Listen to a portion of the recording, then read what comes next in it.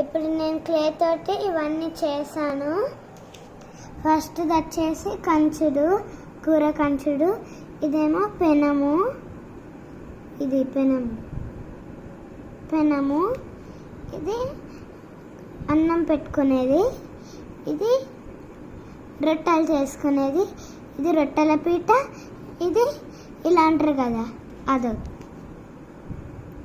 ఇది ప్లేట్ ఉండు, ఇదేమో బౌలు, ఇది స్పూను, ఇది బుట్ట,